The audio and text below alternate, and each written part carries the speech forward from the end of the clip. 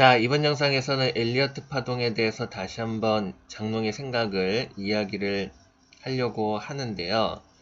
어제 이제 텍스트에서 좀 얘기를 했지만 글로 표현하는 것보다는 말로 표현하는 게 조금 더 좀 낫지 않겠느냐. 그래서 다시 한번 영상을 올립니다. 근데 사실상 그래요. 지난 20여 년 동안 그 들어오는 무수히 많은 질문 중에 가장 많은 비중을 차지하는 것이 바로 엘리어트 파동입니다. 근데 장롱은 매번 들어오는 이 질문마다 습관적으로 모르겠다라고 얘기하는 경우가 많았어요. 그 이유는 문제가 있기 때문이에요. 어떤 문제가 있느냐면 일단은 장롱이 이 질문을 안 받겠다 하는 데는 법적인 문제가 있을 수 있어요. 그죠? 근데 돈 주고 하거나 그러지만 않으면 불법은 아니에요. 불법은 아닌데 사업자를 갖고 있어도 돈 주고 하는 건 불법입니다. 우리나라는 그렇게 돼 있어요. 그래서 불법이고 그래서 하는데 상관없잖아요. 돈 안 받으니까. 그죠? 뭐 회원 모집도 안 해요. 지금 20년 넘게 됐지만.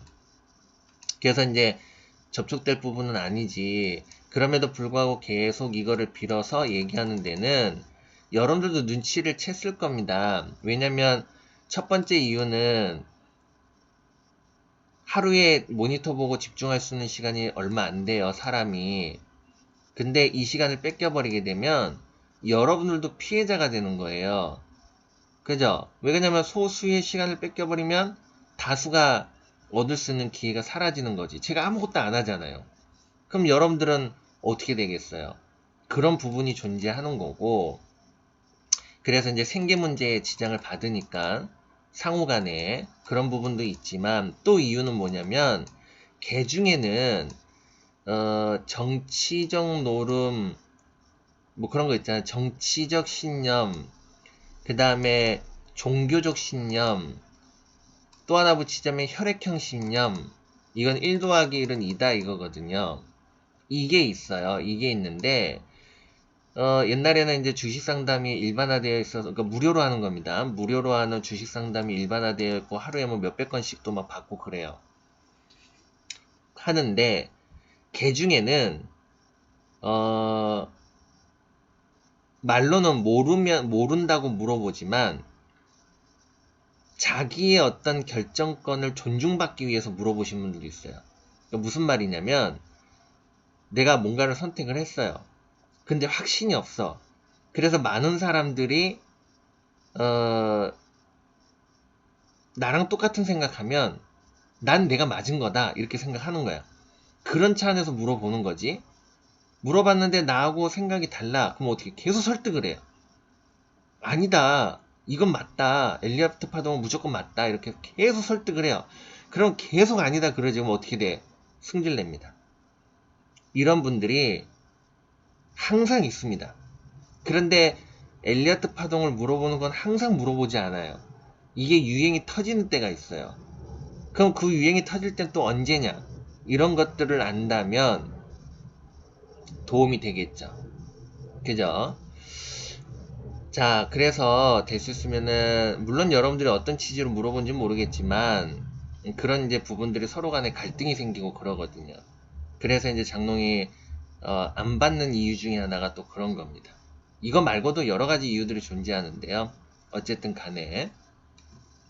자, 그랬을 때 엘리어트 파동이 뭐냐라는 부분이겠죠.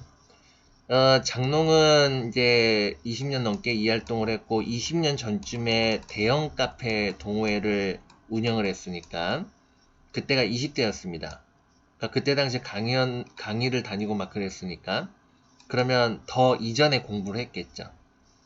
꽤 오래전에 엘리어트 파동을 공부했는데 2000년도의 초반에 90년도 후반에서 요때에 그러니까 우리가 외환위기로 시장 개방이 벌어졌단 말이에요. 그래서 외국계 자본이 들어오는데, 외국계 자본만 들어온 게 아니라, 외국계 이론이 넘어온 겁니다. 외국계 이론이 넘어온 거예요. 그때 이제 유행이 된 겁니다. 근데 이게 어떤 경로를 가지냐면, 이런 경로를 가져요. 자, 잘 들으세요.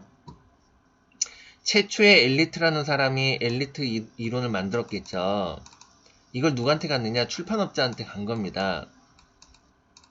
장롱도 지금은 아니지만 예전에 꽤 인기가 있을 때에는 항상 그래요. 좀 실력이 있거나 인기가 있으면 출판업자들이 붙습니다. 야, 우리 책 만들어서 돈 좀 벌자. 이렇게 된단 말이에요. 그럼 책을 필 때에 옥신각신해요. 왜냐면 나름대로의 오랜 경험과 이런 게 있으면 자기 신념이 있단 말이에요. 그래서 자기 철학을 책으로 쓰고 싶은데 문제는 그게 상업성이 없어요. 그 신념이라는 것이. 여러분들이 더 잘하실 겁니다. 그냥 막 그림 그리고 뭐 어쩌고저쩌고 해야 좋아하거든. 그냥 그림도 없고 그냥 막 어쩌고저쩌고 공자가 뭐 어쩌고 맹자가 어쩌고 그러면 사람들이 안 봐요. 왜 그냥 사람들은 선택적 지각이라는 게 있거든요. 말로는 내가 모든 걸 다 스펀지처럼 빨아들일 수 있다 하지만 그렇지 않습니다. 인간에게는 선택적 지각이라는 게 정도의 차이지만 있어요.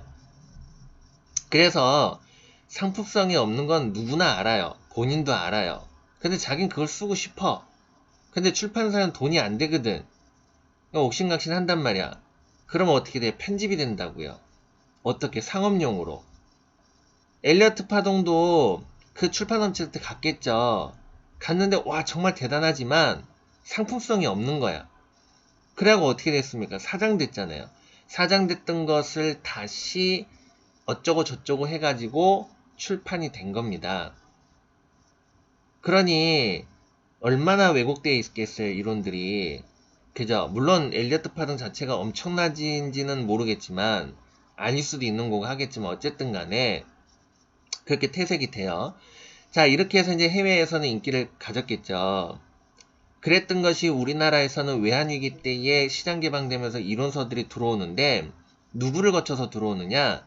증권사를 통해서 들어와요. 애널리스트를 통해서 들어온단 말이에요. 왜냐면 일반인들은 그걸 독해할 수 있는 능력이 없으니까.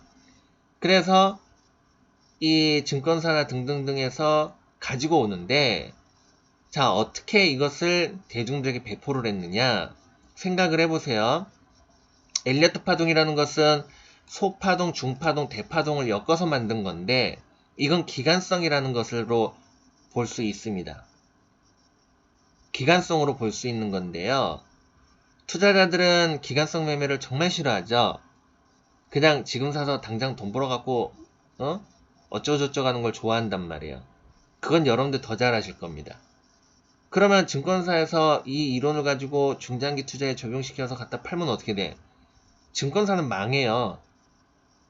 그럼 어떻게 해요? 단기적인 어떤 그림 이제 적용해가지고 만들어야 되겠죠?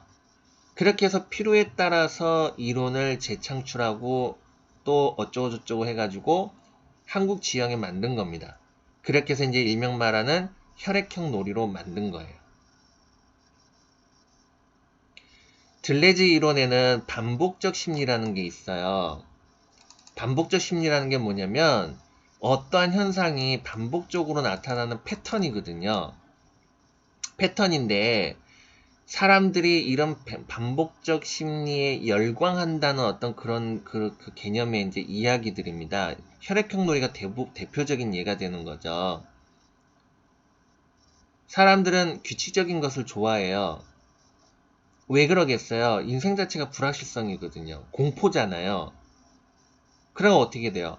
자꾸 그런 미래를 예측할 수 있는 어떤 확신적인 것들을 좋아한단 말이에요. 반복적인 거. 그죠? 그게 이제 혈액형인 거고. 이와 마찬가지로 기술적이라는 것도 사실상 그런 성격을 갖고 있어요. 그래서 그렇게 해서 이제 만들어낸 건데요. 자, 여기까지는 이해가 됐다고 보고요. 그렇다고 했을 때 이것이 만약에 맞는다면 많은 사람들이 그거를 맹신을 하고 사용을 해야 돼요. 그래야 그 파동이 적용이 될 수 있어요. 그런데 뛰는 놈 위에 나는 놈이 있어. 이걸 역으로 생각해서 역적인 어떤 매매를 하면 어떻게 돼요? 그 이론이 안 맞아지겠죠. 안 맞아지는 데다가요. 또 어떠한 또 일들이 벌어지느냐면 우리가 과거에 그러니까 쉽게 얘기하면은 이 주식시장이 대중화되기 시작한 것은 외환위기입니다. 이때 당시에 외국계 자본이 개방이 됐고 여기에 홈트레이딩이 생겨요. 집에서도 이 주식을 할 수 있는 시대가 열린단 말이에요. 그래서 그러니까 옛날에는 이전에는 계층화가 됐지. 이를테면은 좀 배운 사람들 또는 좀 있는 사람들 그리고 이제 부모가 의사면은 자식도 의사를 낳을 가능성이 높아지잖아요. 이게 대물림이거든요. 지식이라는 것도 서민층들은 대물림을 할 수가 없지 배운 게 없으니까. 그래서 이제 계층화 됐습니다. 이전에는. 그럼 생각을 해보세요. 계층화되던 시대에는 입에서 입으로 정보가 움직일 거 아닙니까? 이건 우리는 정보 계층화라고 얘기를 해요. 그러면 나는 짓불도 능력이 없어서 정보 계층화를 할 수가 없어. 그럼 그 사람들 입장에서는 오로지 믿을 수 있는 건 뭐겠어요? 차트지, 기술적이지. 이 파동이론이라는 것도 기술적인 거잖아요. 그러니까 믿을 수 있는 건 이거밖에 없어. 근데 문제는 뭐냐면 주가가 상승했을 때 왜 상승한지 몰라. 왜냐면 인터넷도 없고 독재에 있었기 때문에 정보의 유통도 활발하지 않았을 것이고 등등 하니까 상승의 이유를 모르지. 모르니까 어떻게 돼요? 혈액형 놀이가 더욱더 극대화되는 거예요. 지금은 혈액형이 과학적으로 근거가 없다는 게 입증이 됐지만 과거에는 과학을 몰랐을 때는 입증을 못하니 이것이 맹신할 수밖에 없고 신념화될 수밖에 없는 거죠.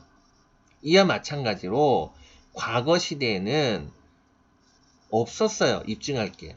그러니까 눈에 보이는 현상에 집착할 수밖에 없었던 거고 그러니까 엘리어트 파동이라는 게 열광을 일으킬 수밖에 없었던 구조로 되어 있던 겁니다. 그런데 인터넷이 생기고 독재가 끝나고 홈트레이딩이 생기고 지식이 지금처럼 공짜로 그냥 막 주잖아 지금. 그죠? 아니 생각해보세요. 이러한 얘기들을 어디 가서 들을 거야? 안 그렇습니까?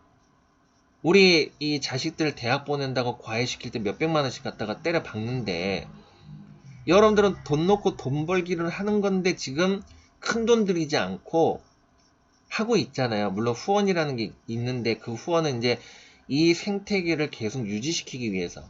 그러니까 어떤 분들 그런 분이 있어요. 이거 공짜로 주면은 그냥 당연하다고 생각하고 공짜로 보고 나만 돈 잘 벌어야지. 그런 그 사람은 망해요. 왜냐면 사람은 다 능력이 다 달라요. 어떤 사람은 손재주가 좋고 어떤 사람은 말을 잘하고 노래를 잘 부르고 어떤 사람은 지적인 능력이 강하고 한단 말이야. 그런데 생각해 보세요. 이런 지적인 능력을 갖고 있는 사람들이 끊임없는 지식을 생산해내지 못하면 어떻게 돼? 인간 사회는 바보가 돼버리는 거예요. 안 그렇습니까? 그러니까 내가 돈 벌면 그들이 최소한의 지적 활동을 할 수 있도록 내가 도와주는 겁니다. 그게 후원이잖아요. 그게 결국엔 나를 위한 거거든. 안 그렇습니까? 그래서 어쨌든 간에 그래갖고 이제 세상이 돌아가는 부분인데 이런 식으로 우리가 아주 저렴한 가격으로 지식이 공급이 되고 하니까 어떻게 돼요? 정보 계층화의 기간이 짧아지게 되는 거잖아요. 그러니까 당연히 기술적인 의존성이 낮아져 버리게 되는 겁니다. 그래서 우리가 주가 모형이 다르다는 거예요. 옛날에 독재 정권 때는 이렇게 움직였어요. 그래서 일명 말하는 작전주라는 게 유행이었습니다.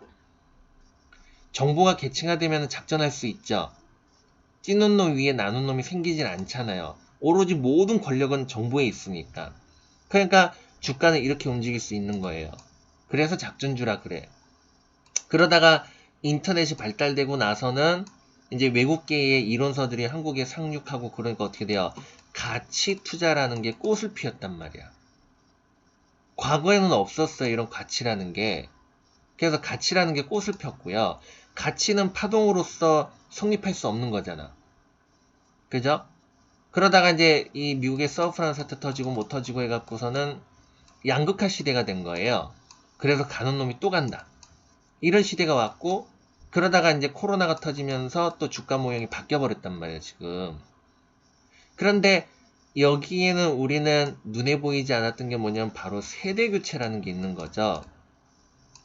맞습니까? 세대 교체라는 게 있단 말이에요.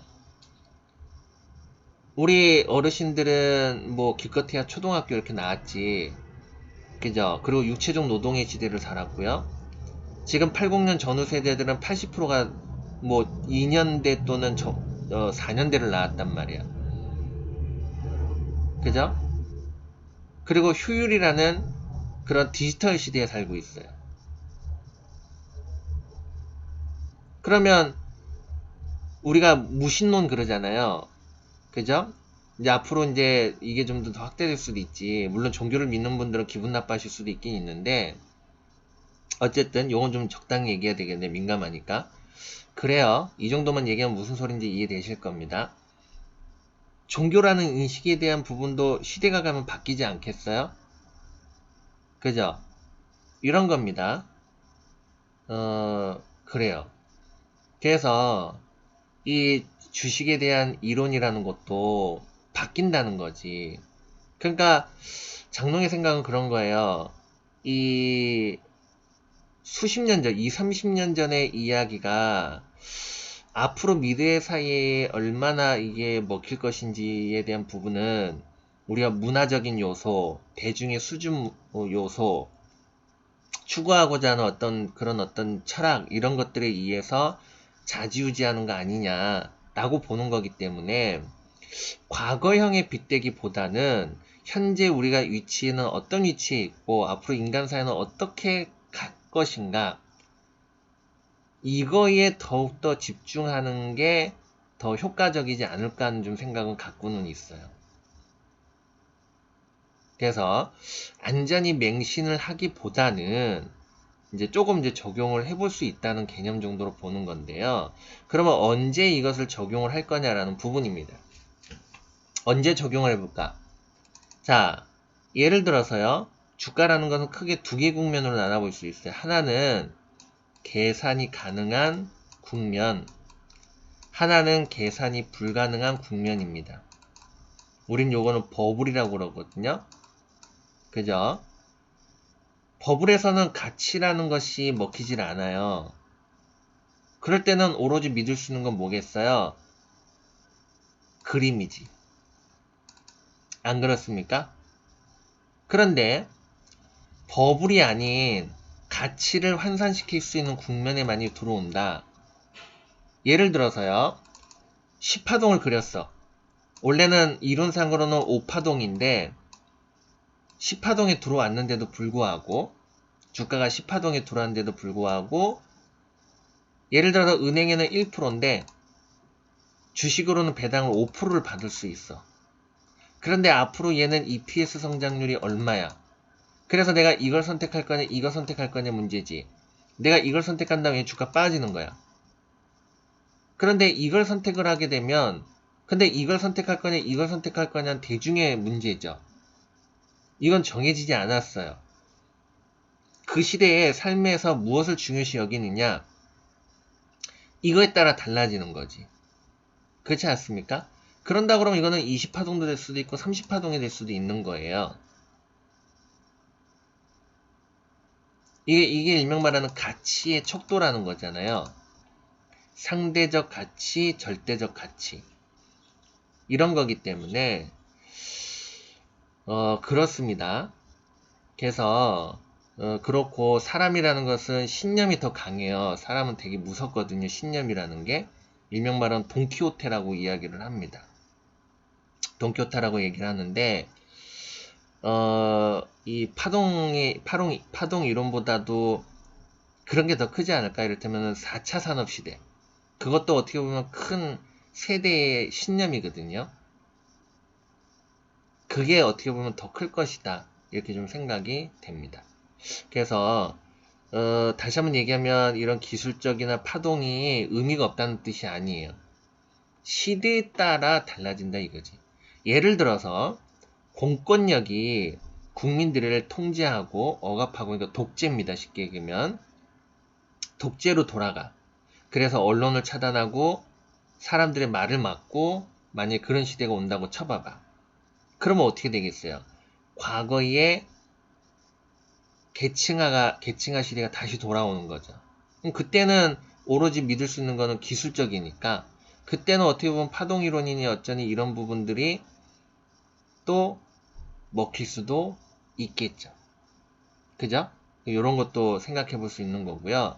그러니까 딱 정해진 건 없는 거야. 시대에 따라서 이럴 수도 있고 저럴 수도 있는 거지 어제도 그랬으니까 앞으로도 그럴 것이다라는 그것은 아니다.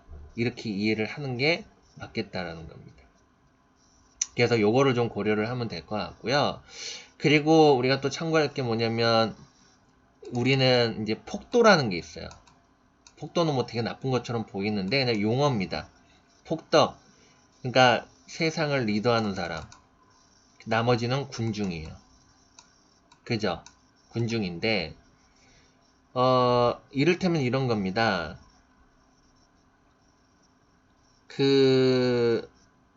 우리가 집단에서 보면 이렇게 사람들을 진두지휘해서 가거나 또는 자기가 옳다고 생각하는 것을 남들이 어쨌든 간에 밀어붙이는 사람이 있는가 하면 반대로 그냥 남 눈치만 보는 거야. 그죠? 혹시 내가 거기에 이렇게 남들을 이렇게 하는데 나 혼자서 이렇게 하지 않을까? 그래서 그 불의의 존속이 되고 자기가 그 불의의 존속이 됐을 때에 다른 사람이 튄다 그러면 그 사람을 통제하려고 하는 그런 습성들이 있어. 특히 유아기에 그런 일이 많이 벌어지죠. 학교 같은데 우리 옛날에 학창 시절을 생활을 해봤겠지만은 어때요? 왕따 시키고 그런 것도 다 거기 범죄에 속하는 거거든. 안 그렇습니까? 그냥 요렇게 있어요. 주식시장도 마찬가지입니다.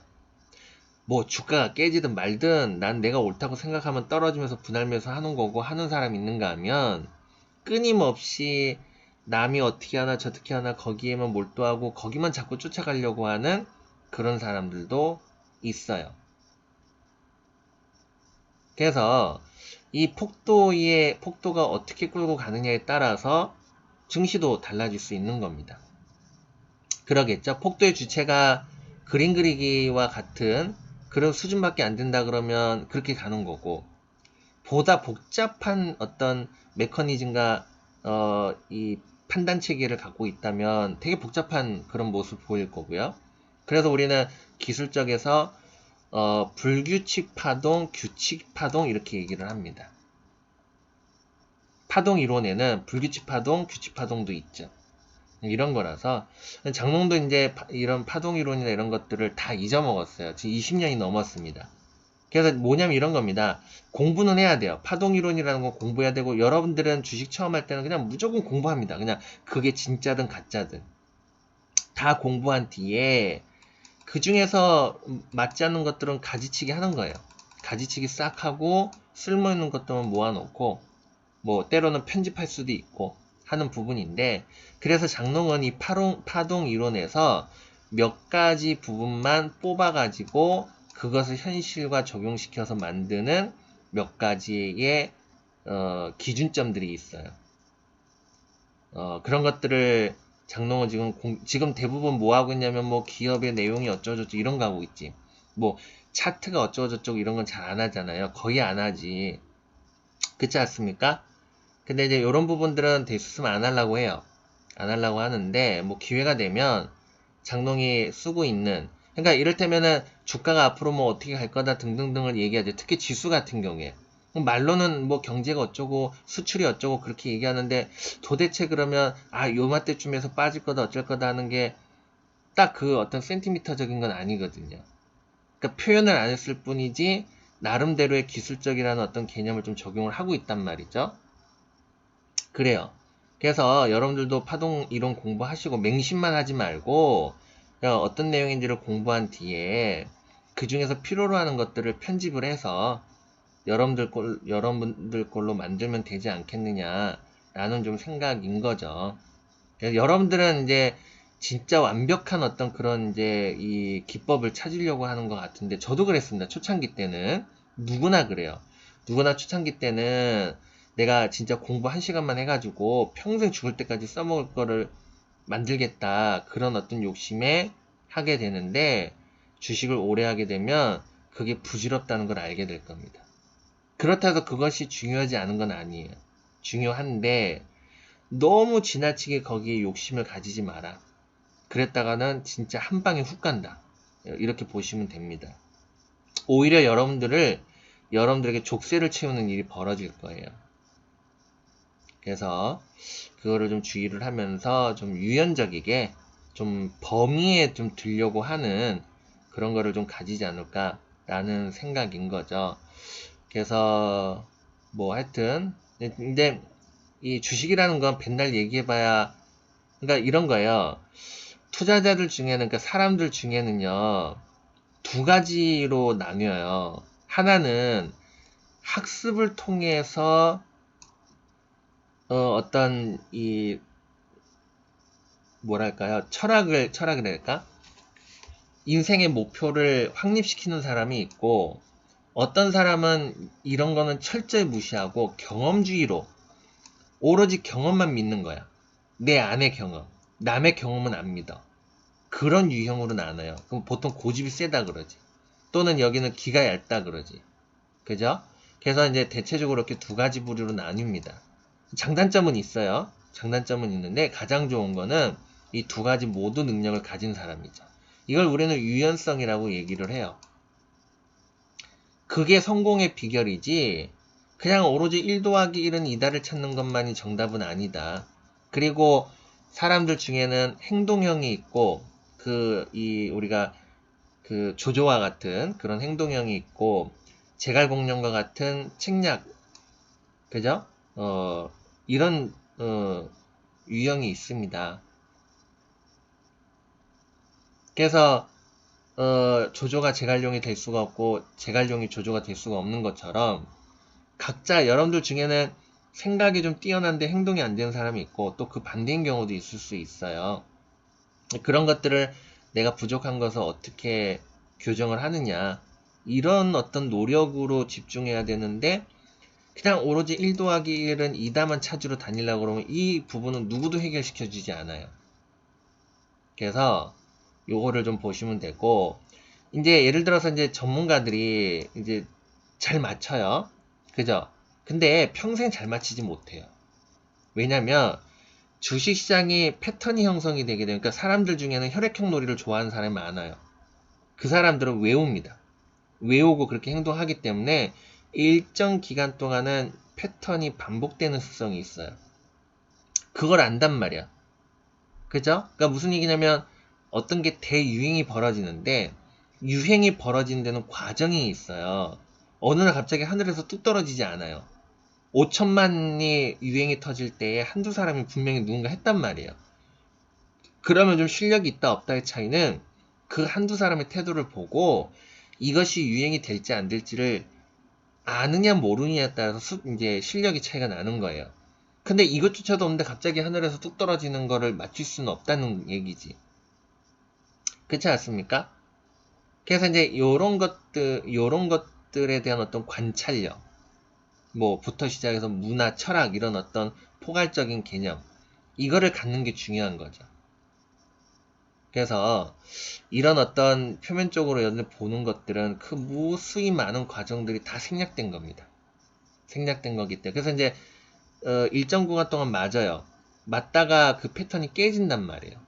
사람이 죽을 때까지 맛집 투어만 하는 건 아니거든요.